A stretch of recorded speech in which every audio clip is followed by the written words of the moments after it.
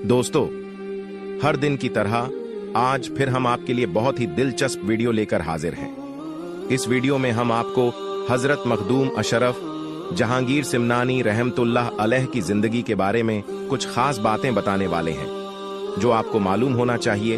आपसे गुजारिश है, इस वीडियो को आखिर तक जरूर देखें। हजरत मखदूम अशरफ जहांगीर सिमनानी रहमतुल्लाह अलैह की विलादत मुबारक 712 हिजरी और मुताबिक 1312 ईस्वी को ईरान के शहर सिमनान में हुई। आपके वालिद का नाम सुल्तान इब्राहिम नूर बख्श है और आपकी वालिदा का नाम बीबी खदीजा बेगम है। उस अजीम शख्सियत को दुनिया आज मखदूम अशरफ जहांगीर सिमनानी के नाम से जानती है। हजरत मखदूम अशरफ के वालिद और वालिदा इबादत गुजार थे और अल्लाह के नेक वलियों में आपका शुमार था। हजरत मखदूम अशरफ जहांगीर सिमनानी के वालिद मोहतरम वो सिमनान के बादशाह थे। अल्लाह ने आपको कोई औलाद अता नहीं की थी, इसलिए आप और आपकी अहलिया मायूस रहा करते थे। एक दिन एक बुजुर्ग फकीर जो सिमनान में रहा करते थे, वो हजरत मखदूम अशरफ के वालिद के दरबार में तशरीफ लाए। हजरत इब्राहिम नूर बख्श और उनकी अहलिया ने उन्हें बहुत ही अदब और एहतराम के साथ बैठाया और खुद अदब के साथ उस बुजुर्ग फकीर के सामने खड़े हो गए। उस बुजुर्ग ने हजरत इब्राहिम नूर बख्श से पूछा, क्या आप अल्लाह ताला से चाहते हो कि वो आपको बेटा अता करे? हजरत इब्राहिम नूर बख्श और उनकी अहलिया बहुत खुश हुई, क्योंकि औलाद न होने से वो बहुत गमगीन रहा करते थे। हजरत इब्राहिम नूर बख्श हमेशा अल्लाह से औलाद के लिए दुआ करते थे। अब उस बुजुर्ग की जुबान से यह बात सुनकर उनके चेहरे खिल उठे। हजरत इब्राहिम नूर बख्श जो कि सिमनान के बादशाह थे, उन्होंने बहुत ही अदब से उस बुजुर्ग से अर्ज किया, आप हमारे हक में दुआ कर दीजिए, आप अल्लाह के वली हैं। उस बुजुर्ग ने आपके लिए दुआ की और वहां से चले गए। कुछ दिन के बाद सुल्तान इब्राहिम नूर बख्श ने ख्वाब में दोनों जहान के मालिकों मुख्तार हजरत मोहम्मद मुस्तफ़ा सल्लल्लाहु ताला अलैहि वसल्लम को देखा। प्यारे आका मोहम्मद मुस्तफ़ा सल्लल्लाहु ताला अलैहि वसल्लम ने फरमाया, ए इब्राहिम, तुम्हें अल्लाह ताला दो बेटे अता करेगा। बड़े बेटे का नाम अशरफ और छोटे बेटे का नाम आराफ रखना। अशरफ अल्लाह का वली होगा, उसकी परवरिश और तरबियत खास तरीके से करना।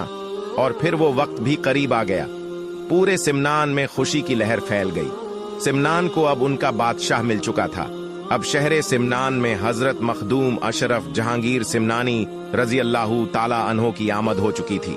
दोस्तों, आपको बता दूं कि हजरत मखदूम अशरफ जहांगीर सिमनानी रजी अल्लाह ताला अन्हो का मुकम्मल नाम बहुत से लोग नहीं जानते हैं। आपका पूरा मुकम्मल नाम महबूब यज़दानी हजरत मीर सैयद ओहदुद्दीन मखदूम अशरफ जहांगीर सिमनानी है। हजरत मखदूम अशरफ जहांगीर सिमनानी रजी अल्लाह ताला अन्हो को कई लकब से जाना जाता है। आपके मशहूर लकब जहांगीर गौसुल आलम महबूब यज़दानी कुतुबुल कुबरा हजरत मखदूम अशरफ सिमनानी की उम्र जब 4 साल 4 महीने की हो गई तो आपको रस्म बिस्मिल्लाह पढ़ाया गया और महफिल शमा का आगाज किया गया।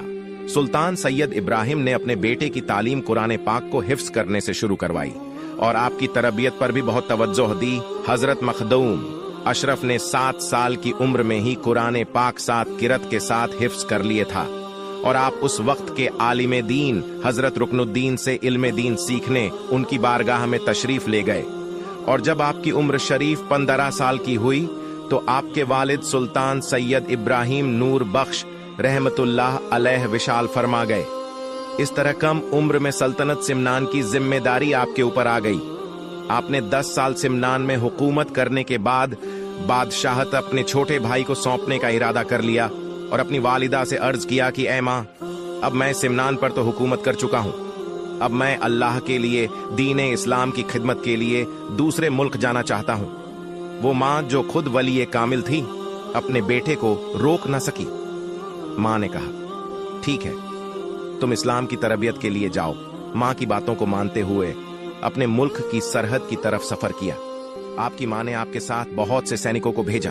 आप अपनी माँ की बात मानते हुए सैनिकों के साथ सरहद तक आए और फिर आपने सैनिकों से फरमाया कि मैं किसी मुल्क पर कब्जा करने नहीं जा रहा हूँ, मैं लोगों के दिलों पर राज करने जा रहा हूँ। इसके लिए फौज की जरूरत नहीं, आप लोग वापस चले जाइए। आपकी बात मानते हुए बहुत से सैनिक सिमनान चले गए। حضرت مخدوم اشرف سمنان چھوڑنے کے بعد بخارا کی طرف اپنے 2 سینک